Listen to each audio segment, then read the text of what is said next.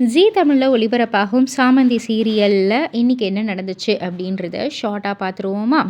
அதாவது இன்றைய எபிசோட்ல கோபம், அவமானம், உணர்ச்சி அப்படின்னு ரசிகர்கள பரபரப்புல ஆழ்த்தும் காட்சிகள்லாம் காத்துக்கிட்டு இருக்கு.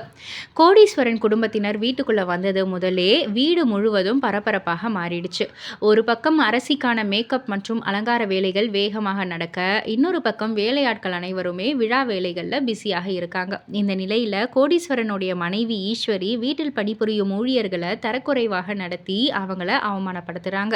குறிப்பாக சாமந்தி கிட்ட தொடர்ந்து வேலை வாங்குவதோடு அதிகார தோரணையிலையும் நடந்துட்டு இருக்காங்க. ஸோ இதனால வந்துட்டு ஒரு கட்டத்தில் பொறுமையோடைய எல்லையை தாண்டும் சாமந்தி கோபத்தின் உச்சத்திற்கு சென்று அரிவாள் மனையை தூக்கி ஈஸ்வரியோடைய கழுத்தில் வைக்கிறாங்க. இதை கொஞ்சம் கூட எதிர்பார்க்காத ஈஸ்வரி மரண பயத்தில் அப்படியே உறைந்து போகிறாங்க. இன்னொரு முறை என்னை வேலைக்காரி மாதிரி நடத்தி ஏதாவது வேலை சொன்னால் கழுத்து அறுத்துடுவேன் அப்படின்னு சாமந்தி எச்சரிக்கை விட அங்கிருந்த அனைவருமே அதிர்ச்சியில் போகிறாங்க. ஸோ உடனே பாட்டி கிட்ட போயிட்டு இந்த பொண்ணை உடனே வேலையை விட்டு துரத்துங்க அப்படின்னு ஈஸ்வரி புகார் சொல்கிறாங்க. ஆனால் பாட்டி கொடுக்கும் பதில் அனைவரையும் ஆச்சரியப்பட வைக்குது.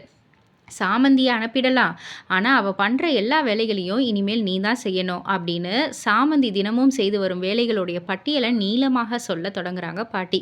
அதை கேட்டு ஈஸ்வரி அப்படியே திகைத்து போய் தான் நிற்கிறாங்க.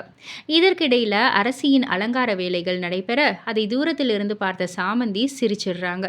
இதனால் கடுப்பாகும் அரசி அனைவரும் முன்னிலையிலேயே சாமந்தியை திட்டி வெளியே அனுப்புகிறாங்க. அரசிக்காக ஓடி ஓடி வேலை செய்திருந்தோம், இறுதியில் அவமானத்தையே பரிசாக பெற்றதால சாமந்தி மனமுடைந்து போகிறாங்க. அப்போது அவளுடைய நினைவில் பழைய நாட்கள் வந்து போகுது.